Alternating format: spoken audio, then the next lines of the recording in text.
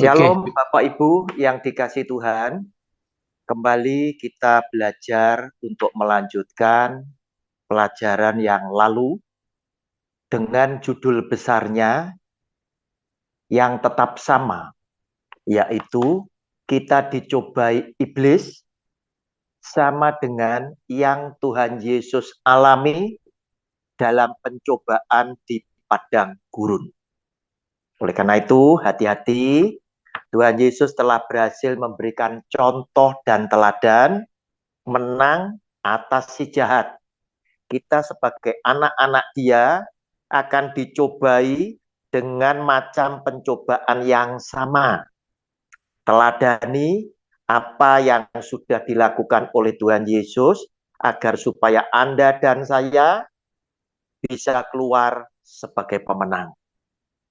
Kita lihat subtemanya adalah jangan engkau mencobai Tuhan Allahmu. Kita baca lebih dulu Lukas pasal 4 ayat 9 sampai 13. Kemudian ia membawa Yesus ke Yerusalem dan menempatkan dia di bubungan bait Allah. Lalu berkata kepadanya, "Jika engkau anak Allah, jatuhkanlah dirimu dari sini ke bawah. Sebab ada tertulis mengenai engkau, ia akan memerintahkan malaikat-malaikatmu untuk melindungi engkau. Dan mereka akan menatang engkau di atas tangannya, supaya kakimu jangan terantuk kepada batu." Yesus menjawabnya, katanya, ada firman, jangan engkau mencobai Tuhan Allahmu. Sesudah iblis mengakhiri semua pencobaan itu, ia mundur daripadanya dan menunggu waktu yang baik. Bapak Ibu, hati-hati ya, hati-hati. Seperti dua video yang lalu pada seri judul besar yang sama sudah saya sampaikan. Menurut catatan Alkitab, iblis setan adalah pribadi yang licik. Dia tahu kelemahan Anda dan saya sebagai manusia. Tapi beruntung, puji Tuhan, Yesus adalah Tuhan dan Bapa yang mengasihi kita, yang sudah memberikan contoh dan teladan bagaimana menghadapi si jahat, agar supaya Anda dan saya dimampukan oleh Dia keluar sebagai pemenang. Yang pertama kali, manusia lewat Tuhan Yesus dicobai tentang kebutuhan hidup, persoalan hidup, ubah batu jadi roti. Kemudian yang kedua, kita dibidik lewat keinginan mata, ditunjukkan hal-hal yang mewah, hal-hal yang megah yang ada di dunia. Iblisnya berkata, semua kuasa, kemuliaan yang ada di dunia bisa aku berikan kepadamu. Karena kuasa itu ada di dalam tanganku. Iblisnya berkata, aku bisa memberikan kepada siapa saja yang aku kehendaki. Syaratnya satu, mengikut aku dan menyembah kepadaku. Tuhan Yesus sudah berhasil memberikan teladan buat Anda dan saya. Sekarang Tuhan Yesus dicobai pada bagian yang ketiga. Tuhan Yesus diingatkan oleh iblis setan. Setelah dibawa ke tempat yang tinggi, iblis setannya membangkitkan emosional Tuhan Yesus dengan dia berkata, jika engkau adalah anak Allah, ayo jatuhkan dirimu dari tempat yang tinggi, terjun ke bawah. Bukankah engkau sudah dijamin oleh Bapamu yang ada di surga? Jika engkau anak Allah, jaminan itu engkau tahu bahwa Dia akan mengutus malaikat-malaikatnya untuk menatang engkau dengan tangannya, supaya kakimu tidak terantuk kepada batu. Bapak Ibu, inilah cara iblis setan membangkitkan keangkuhan diri Tuhan Yesus juga saudara dan saya. Jika kamu hebat, jika kamu anak Allah, nah itu tadi, kan sudah ada jaminannya, engkau akan dilindungi oleh Tuhan lewat malaikatnya. Tetapi sekali lagi Tuhan Yesus memberikan teladan kepada saudara dan saya. Jangan engkau mencobai Tuhan Allahmu. Siapapun engkau yang adalah orang yang hebat, yang punya kedudukan tinggi, baik mungkin jabatan, mungkin pengakuan di masyarakat, atau kedudukan tinggi di status sosial ekonomi, atau mungkin di organisasi, di pelayanan, dan lain sebagainya. Hati-hati, tetaplah hidup dengan kerendahan hati. Jangan engkau mencobai Tuhan Allahmu. Bapak Ibu, iblis tahu bahwa salah satu kebutuhan manusia, Anda dan saya, adalah perlunya manusia itu diakui, diapresiasi, diakui keberadaannya, diakui karyanya, dipuji keberhasilannya. Nah, pengakuan itu buat Tuhan Yesus mengajarkan kepada saudara dan saya tidak penting. Tetapi iblis setan tahu kita punya kelemahan. Manusia kalau tidak diakui hasil karyanya, seringkali dia malas berkarya lagi. Manusia ketika dicela hasil karyanya, kecenderungan Anda dan saya mogok berkarya. Manusia seringkali ketika diberi pujian, diberi penghargaan, diberi piagam, diberi apresiasi, seringkali muncul semangatnya untuk berkarya lebih daripada hari ini. Sebab apa yang aku lakukan diakui. Nah, Bapak Ibu, iblis setannya tahu bahwa Anda dan saya membutuhkan pengakuan tersebut.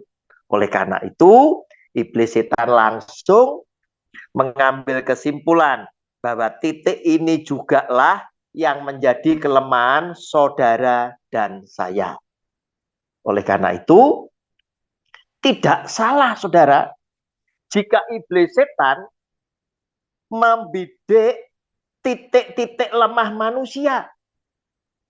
Bayangkan, para rasul yang dekat dengan Tuhan Yesus, yang diajar langsung oleh Kristus, itu pun melakukan kelemahan tersebut. Apalagi saudara dan saya yang tidak sebanding imannya dengan para rasul. Saudara, lihat apa yang dilakukan oleh para rasul, ya.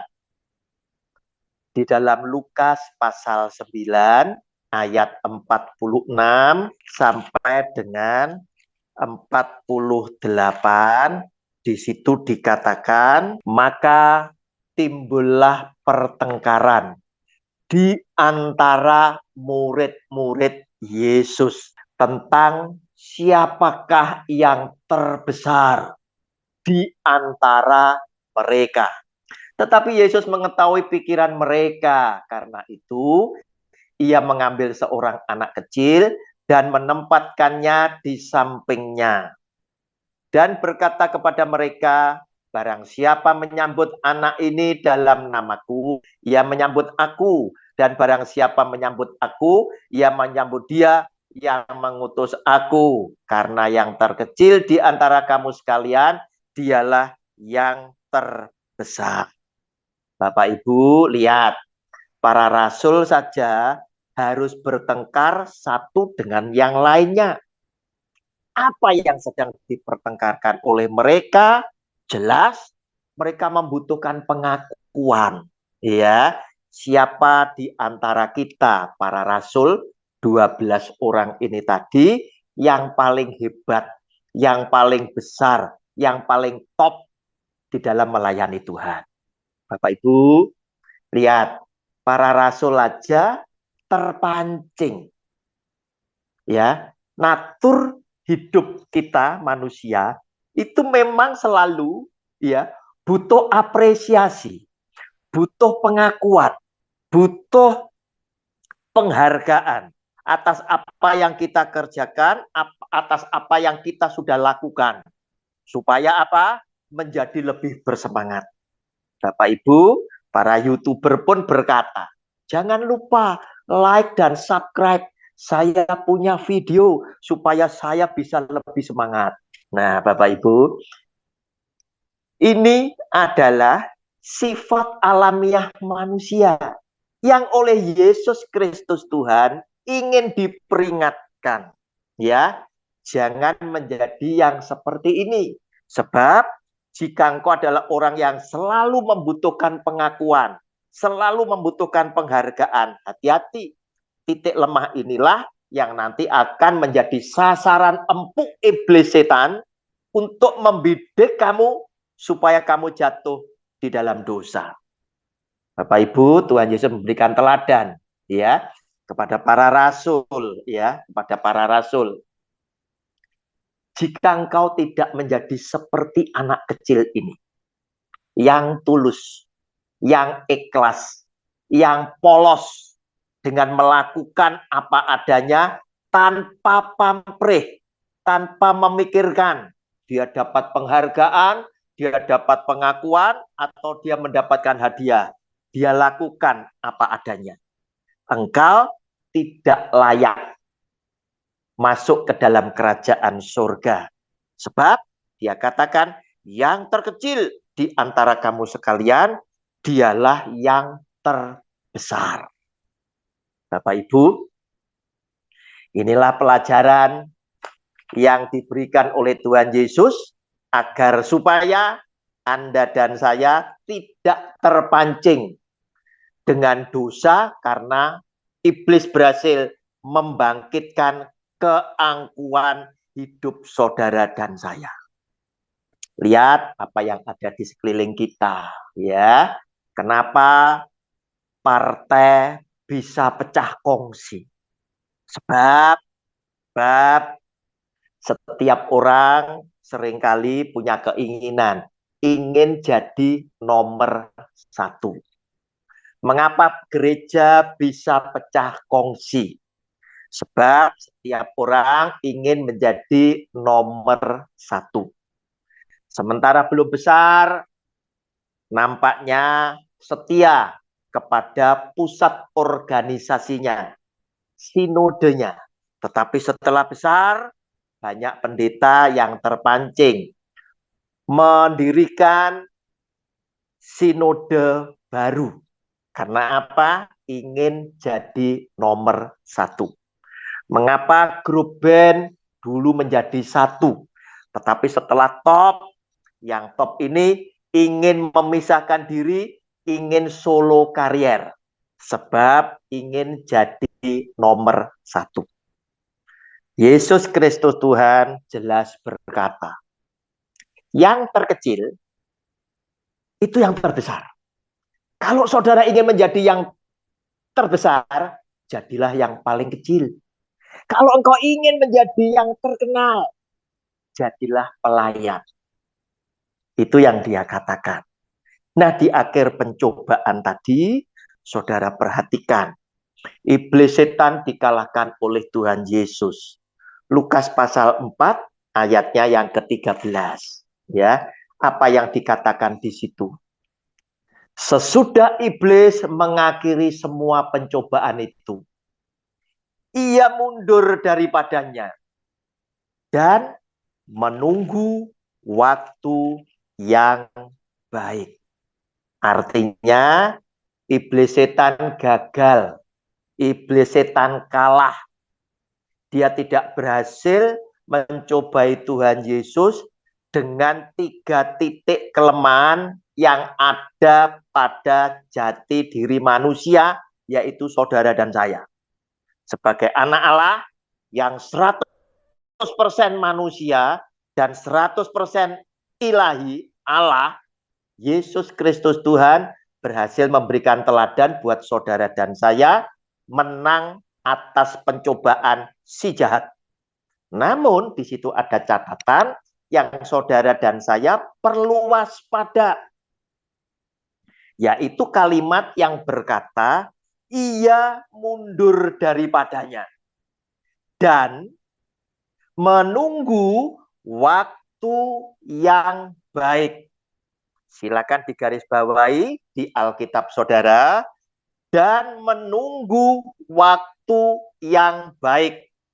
Artinya apa? Jika iblis setan mendapatkan kesempatan, punya waktu yang baik, dia akan datang kembali untuk mencobai saudara dan saya. Bukan Yesus Kristus Tuhan lagi. Sebab iblis setan kalah telak dengan Tuhan Yesus. Sekarang giliran saudara dan saya yang mengaku menjadi anak Tuhan Yesus. Itu yang akan dicobai oleh iblis setan.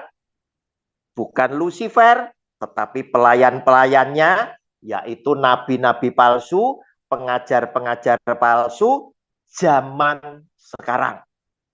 Oleh karena itu hati-hati saudara, hati-hati sekali jika Anda tadi tahu yang dilakukan oleh iblis setan mencobai Tuhan Yesus, yaitu yang pertama, ubah batu menjadi roti, yaitu untuk urusan perut, urusan kehidupan manusia, saudara dan saya.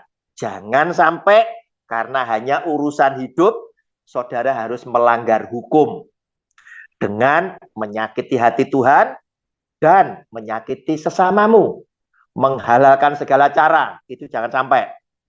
Sebab firman Tuhan berkata, manusia hidup bukan karena roti saja, tetapi manusia hidup karena firman yang keluar dari mulut Allah. Yaitu kita lebih mementingkan kebenaran dan kekudusan di dalam kehidupan ini dengan memperhatikan dan melakukan firman Tuhan daripada sekedar mempertahankan kehidupan ini tadi dengan merugikan sesama dan menyakiti hati Tuhan. Yang kedua, yaitu hati-hati. Mata kita harus baik, mata kita harus terang. Sebab lewat mata turun ke hati, turun ke pikiran dalam bentuk tindakan. Jangan menginginkan apa saja yang ada di dunia ini, sebab apa yang dikagumi oleh dunia adalah yang dibenci oleh Tuhan. Hati-hati, saudara, karena ini akan menimbulkan hidup saudara dan saya yang menjadi serakah. Sehingga ada begitu banyak pendeta-pendeta yang juga terjebak. Jadi iklannya barang-barang mewah. Nah ya, jadi iklannya barang-barang branded. Ya, untuk menunjukkan ya bahwa karena aku orang benar, aku diberkati dengan harta berlimpah-limpah. Salah, saudara. Nanti saya tunjukkan pada video seri yang sama, video penutup yang keempat. Ya, Bapak Ibu, hati-hati. Yang ketiga, Anda dan saya akan dibidik dengan keangkuhan hidup. Setelah Anda bisa jadi kaya, kalau Anda tetap menjadi orang yang sombong, mudah sekali buat iblis untuk menjatuhkan saudara dan saya. Sebab keangkuhan hidup, kesombongan adalah awal daripada kehancuran. Iblis setan tahu titik lemah manusia butuh diakui, ya, butuh dihargai. Di dalam setiap perselisihan kita banyak melihat jarang sekali orang yang berselisih kemudian memilih jalan damai. Tetapi seringkali walaupun itu pendeta, rohaniawan, seringkali berkata, oh kalau namanya maaf sudah saya berikan, tetapi proses hukum biar tetap berjalan. Bapak Ibu, seringkali hamba Tuhan, anak-anak Tuhan yang kaya, demi kenyamanannya diusik atau dikritik lewat video dan lain sebagainya, sudah langsung bawa pengacara, keluarkan nada ancaman. Saudara hati-hati, ya. Itu juga salah satu kelemahan saudara dan saya sebagai anak-anak Tuhan. Sampai di sini dulu, kita akan tutup pada video yang keempat dengan judul besar yang sama. Tuhan Yesus memberkati Anda bersama keluarga, sebagaimana Tuhan Yesus sudah memberkati saya bersama keluarga. Amin.